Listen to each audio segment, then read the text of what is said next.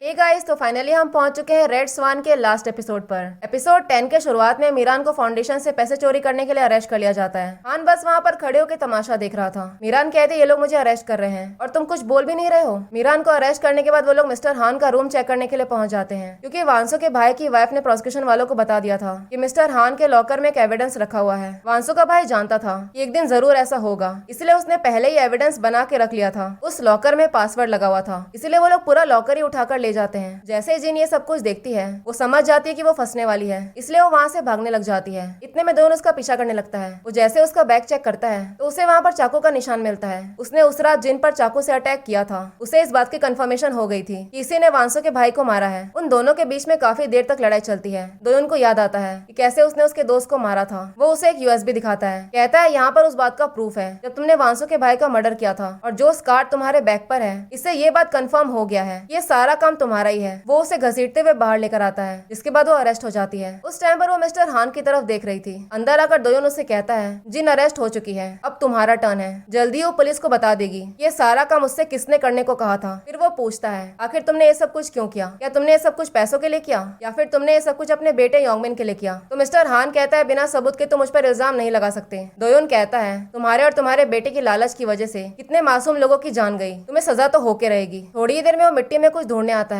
पता चलता है उसने अभी तक वो गोल्ड बार छुपा के रखा था, जिस गोल्ड बार से योंगमिन ने चेयरमैन का मर्डर किया था। फिर वो मीरान से मिलने आता है, कहता है शायद वो तुम्हें अरेस्ट करने वाले हैं। प्रोसिक्यूशन वालों को ओरिजिनल डॉक्यूमेंट्स मिल गया है। वो डॉक्यूमेंट्स उन्हें वांसो के भाई ने दिया है। ये सुनकर मीरान समझ जाती है ये काम इसी का है। पूछते है तुम्ही ने ये सब किया है ना? तुम तो मामूली से एक नौकर थे, तुम्हारी ये सब करने की हिम्मत भी कैसे हुई? इतने सालों तक मैंने तुम्हारे लिए क्या नहीं किया? तो मिस्टर हान कहता है क्या तुम्हारा मुझे बार बार नौकर बोलना जरूरी है? मीरान पूछती है तुम ये सब कब से कर रहे हो? कहीं तुम्ही ने तो चेयरमैन को नहीं मारा है? तुमने वांसो को मारने की कोशिश की क्योंकि तुम ये बात जानते थे कि चेयरमैन का सारा स्लश फंड फाउंडेशन को ही मिलने वाला है। हान कहता है मैं इस बात को लेकर कंफर्म नहीं था, मुझे बस शक था कि चेयरमैन ऐसा ही करेगा। मुझे पता ही नहीं था कि चेयरमैन के पास इतने पैसे हैं। मीरान पूछती है आखिर मैंने तुम्हारे साथ क्या गलत किया? तो मिस्टर हान कहता है तुमने मुझे कभी भी इंसानों की तरह ट्रीट नहीं किया। मीरान पूछती है फिर तुमने मेरे साथ रिलेशन क्यों बनाए? हमारा तो एक बच्चा भी है। तो हान कहता है ये तो मेरा रिवेंज था, तुमने कभी भी मुझे इंसानों की तरह ट्रीट नहीं किया। मैं देखना चाहता था जब तुम अपने नौकर के बच्चे को जन्म दोगी तब तुम्हें कैसा फील होगा। फिर वो उसके सामने वही गोल्ड बार रखता है, कहता है आज तक जितने भी कॉन्ट्रैक्ट किलिंग हुए हैं सबका इल्जाम तुम अपने सर लो। मीरान कहती है सारा इल्जाम मैं अपने ऊपर क्यों लूं? वांसो को मारने की कोशिश तुमने की थी। तो हान कहता है तुम्हें पता भी है ये क्या है? इस गोल्ड बार पे जो खून लगा है ये खून तुम्हारे हस्बैंड का है, और इस पे जो फिंगरप्रिंट है वो तुम्हारे बेटे योंगमिन की है। योंगमिन ने ही तुम्हारे हस्बैंड को मारा था। अगर मैंने ये gold bar as evidence submit कर दिया तो फिर तुम्हारा बेटा योंगमिन जिंदगी भर जेल में सड़ेगा। मीरान कहती है तुम्हारा दिमाग खराब है क्या? योंगमिन तुम्हारा भी बेटा है। तो हान कहता है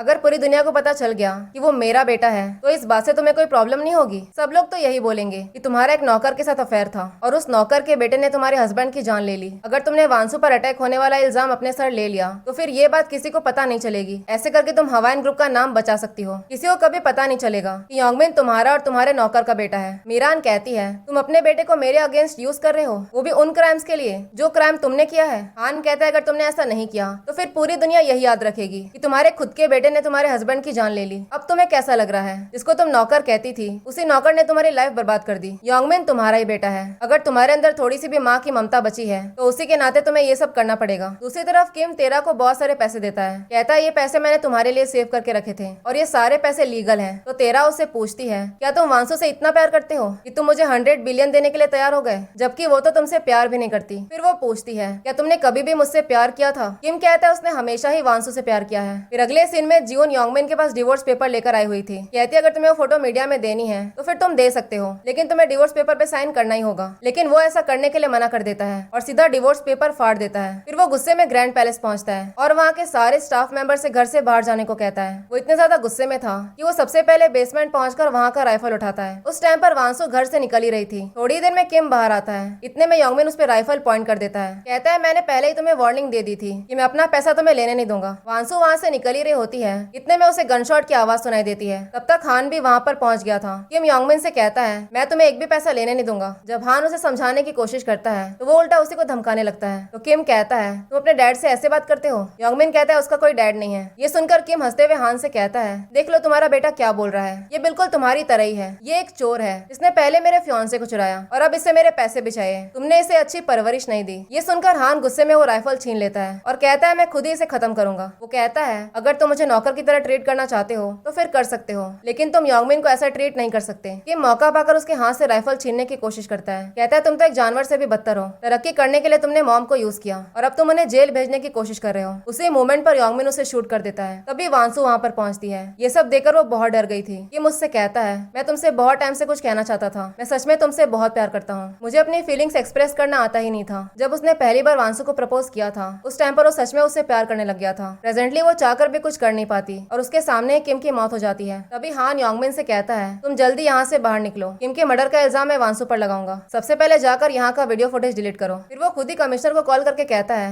मैं एक मर्डर की रिपोर्ट फाइल करना चाहता हूँ। उस टाइम पर दोयोन वहीं पर था। ये सुनते ही वो तुरंत वहाँ से निकल जाता है। जैसे पुलिस वाले वहाँ पर पहुँचते हैं तो हान कहता है किम का मर्डर वांसु ने किया है। वांसु कहती है झूठ बोल रहा है। फिर वो दोयोन को पूरी बात बताती है। कहती है ये मर्डर योंगमिन ने किया है। तो दोयोन उसे भरोसा दिलाता है। कहता है मैं सब कुछ देख लूंगा। सबसे पहले वो जाकर वीडियो फुटेज चेक करता है, लेकिन वहाँ का सब कुछ डिलीट कर दिया गया था। योंगमिन की कार अभी भी पार्किंग लॉट में ही थी और उसे बाहर जाते हुए किसी ने देखा भी नहीं था। इससे दोयोन समझ जाता है कि अभी भी यहीं कहीं है। दोयोन सारे कमरे चेक करता है, लेकिन योंगमिन उसे कहीं नहीं मिलता। तभी उसकी नजर एक कबर्ड पे जाती है। वो वहीं पर छुपा हुआ था। सबसे पहले वो उसके हाथों को प्लास्टिक से रैप करता है, क्योंकि अभी भी उसके हाथों पर गन पाउडर लगा हुआ था। इस बात से ये प्रूव हो जाएगा कि इसी ने किम को शूट किया था। फिर हमें प्रोसिक्यूशन ऑफिस का सीन दिखाया जाता है, जहाँ पर वो लोग मिस्टर हान का लॉकर तोड़ रहे थे। अंदर उन्हें वही यूएसबी मिलता है। दूसरी तरफ फॉरेंसिक रिपोर्ट से ये बात प्रूव हो जाती है कि गोली योंगमिन ने ही चलाई थी और जब पहली गोली चली थी उस टाइम पर वांसु घर के बाहर थी। दोयोन ये बात प्रूव कर देता है कि वांसु ने कुछ भी नहीं किया है। तभी कमिश्नर आकर उसे बताता है मीरान को अरेस्ट कर लिया गया है। उसने कन्फेस कर दिया कि वांसु पर उसी ने अटैक करवाया था, इसीलिए वांसु उससे मिलने आती है। कहती है मुझे पता है आपने ये सब नहीं किया है, फिर आप झूठ क्यों बोल रहे हो? आप हान का सारा इल्जाम अपने ऊपर ले रहे हो। अभी भी आप मुझ पर चिल्ला रहे हो। कम से कम अभी तो होश में आ जाओ। फिर अगले सीन में वांसु दोयोन को बताती है सारे बोर्ड मेंबर्स ने ये फैसला किया है कि वो लोग मिस्टर हान को हवाइन ग्रुप का सीईओ बनाने वाले हैं। दोयोन कहता है मुझे पूरा भरोसा है। मिस्टर हान ने मीरान को ब्लैकमेल किया है ताकि वो सारा इल्जाम अपने सर पे ले ले। इसका मतलब तो यही है कि मिस्टर हान ने वो डॉक्यूमेंट प्रोसिक्यूशन वालों को दिए हैं और मेरे पास प्रूफ है। जब तुम्हारा भाई मिस्टर हान को डॉक्यूमेंट दे रहा था, इस चीज से हम इस बात को प्रूफ कर सकते हैं कि हान ने ही जिनको तुम्हें मारने का ऑर्डर दिया था। अब जब वो ऑफिस पहुंचता है तो हान सीईओ के चेयर पर बैठा हुआ था। कहता है अमीर लोग बहुत ही कमजोर होते हैं। दोयोन कहते तुम्हारे लालच की वजह से बहुत लोग की जान गई है। तुमने जो कुछ भी मेरे फ्रेंड के साथ किया उसके बाद मैं तुम्हें जाने नहीं दूंगा और यही जस्टिस है। हान कहता है तुम जस्टिस की बातें कर रहे हो? हवाइन मेरी वजह से यहाँ तक पहुँच पाया, सब कुछ मैंने किया है। मीरा ने तो कुछ भी नहीं किया। जो पैसे चेयरमैन ने फाउंडेशन को दिए हैं वो सारे पैसे मुझे चाहिए। अगर तुमने मेरी मदद की तो फिर मैं तुम्हारी मदद करूंगा। तुम आराम से अब्रॉड में रह सकते हो। तो दोयोन हंसते हुए कहता है तुम्हारे लिए सब कुछ खत्म हो चुका है। तुम्हारी सबसे बड़ी गलती है तुम्हारा लालच। तुमने एक बहुत बड़ी गलती कर दी है कि तुमने खुद ही वो डॉक्यूमेंट प्रोसिक्यूशन वालों को दे दिए। मेरे पास एक वीडियो है जिसमें वांसु का भाई वो डॉक्यूमेंट तुम्हें दे रहा था। अगर तुमने वो डॉक्यूमेंट प्रोसिक्यूशन वालों को सबमिट नहीं किया होता और अगर तुमने मीरान को इन सब में नहीं फंसाया होता तो ये बात कभी प्रूव नहीं हो पाती कि इतने टाइम से तुम ही जिनको ऑर्डर दे रहे हो। उसी टाइम पर प्रोसिक्यूशन वाले वहाँ पर पहुंच जाते हैं और हान से कहते हैं तुम्हें 2 लोग के मर्डर के लिए अरेस्ट किया जाता है। फिर अगले सीन में दोयोन वांसु से मिलने आता है। वो उसे अपना रेजिग्नेशन लेटर देता है। वांसु पूछती है क्या तुम दोबारा से पुलिस फोर्स ज्वाइन करने वाले हो? तो दोयोन कहता है तुम्हें अब बॉडीगार्ड की जरूरत नहीं है क्योंकि तुम अब बिल्कुल सेफ हो। वांसु कहती है तुमने मेरी बहुत मदद की। तो दोयोन कहता है तुमने भी मेरी बहुत मदद की, तब जाकर मैं रिवेंज ले पाया। मुझे प्रॉमिस करो कि तुम हमेशा खुश रहोगी। दूसरी तरफ मीरान को रिलीज कर दिया गया था क्योंकि ये बात प्रूव हो गई थी कि सारे मर्डर के पीछे मिस्टर हान का हाथ है। वो वांसु से कहती है तुम तो बहुत खुश होगी कि तुम जीत गई। तो वांसु कहती है मुझे इस बात से कोई फर्क नहीं पड़ता कि कौन हारता है और कौन जीतता है। फिर मीरान योंगमिन से मिलने आती है। कहती है किम के साथ जो कुछ भी हुआ वो तुम किस्मत समझ के भूल जाओ। मुझे उस गोल्ड बार के बारे में पता है। हान ने उसे अभी भी संभाल के रखा है। दोबारा से कभी हान पे भरोसा मत करना। तो योंगमिन पूछता है कि आपने उस गोल्ड बार की वजह से सारा इल्जाम अपने ऊपर लिया? मीरान कहती है तुम्हारा नाम यूज करके उसने मुझे ब्लैकमेल किया। तुम उस गोल्ड बार के बारे में भूल जाओ। मैं इस बारे में किसी को नहीं बताऊंगी। ये सब कुछ कभी बाहर नहीं आएगा। जेल में भी हान बहुत ही आराम से बैठा था, जैसे कुछ हुआ ही ना हो। तभी योंगमिन वहाँ पर आता है। वो उसका गला दबाने लग जाता है। कहता है तुमने मुझे यूज करके मेरी मॉम को ब्लैकमेल किया। तुम्हें पता भी है मैंने इतनी बड़ी गलती क्यों की? क्योंकि तुम एक पैरासाइट हो। सब कुछ तुम्हारी वजह से हुआ है। तुम इतने वर्थलेस हो कि आज तक मेरी पूरी लाइफ में मुझे किसी ने इज्जत नहीं दी। इतने टाइम तुमने उस गोल्ड बार को संभाल के रखा ताकि तुम उसे मेरे अगेंस्ट यूज कर सको। हान कहता है अगर तुमने मुझे मार दिया तो फिर तुम कभी यहाँ से बाहर नहीं निकल पाओगे। मैं तुम्हारा डैड हूँ। तो योंगमिन कहता है मैं तुम्हारा बेटा नहीं हूँ और कभी खुद को मेरा डैड समझना भी मत। तुम्हें तो जिंदा रहने का भी कोई हक नहीं है। फिर अगले सीन में जब मीरान ऑफिस आती है तो अपने बाजू में किम को इमेजिन करती है जैसे वो हमेशा वहाँ पर बैठा करता था। वो सारे बोर्ड मेंबर से कहती है कि जितने भी पैसे चेयरमैन ने छोड़े हैं वो सारे पैसे फाउंडेशन को दे दिए जाएंगे और वो पैसा लोगों के भले के लिए यूज किया जाएगा। फाइनली मीरान सुधर गई थी। फिर यहाँ से हमें 1 साल बाद का सीन दिखाया जाता है जहाँ पर वांसु अपने फाउंडेशन के लोगों के साथ किसी दूसरे कंट्री जा रही थी। वो पिछले 1 साल से लोगों के लिए काम कर रही थी। जितने भी पैसे चेयरमैन ने छोड़े थे सारे पैसे लोगों के भले के लिए यूज किए जा रहे थे ताकि ये दुनिया एक बेटर प्लेस बन सके। तभी वो अपने सामने दोयोन को देखती है और ये लिटरली इस सीरीज का सबसे बेस्ट सीन था। दोयोन कहता है हम लोग बहुत दिनों से मिले नहीं। तो वांसु कहती है मुझे अब बॉडीगार्ड की जरूरत नहीं है। दोयोन कहता है मैं अब कोई बॉडीगार्ड नहीं हूँ। वो उसे फाउंडेशन का जैकेट दिखाता है, कहता है मैं तुम्हारे साथ वॉलंटियर वर्क करने आया हूँ, अब मैं भी तुम्हारे फाउंडेशन के लिए ही काम करूंगा। फाइनली इनकी हो जाती है हैप्पी एंडिंग। ये सीरीज मुझे बहुत पसंद आया, लिटरली एकदम कंफर्ट जोन ड्रामा था। मुझे कमेंट करके जरूर बताएं कि आपको ये ड्रामा कैसा लगा। अगर आप लोगों को मेरी एक्सप्लेनेशन पसंद आई हो तो आप लाइक शेयर और सब्सक्राइब कर सकते हैं। Thank you for watching.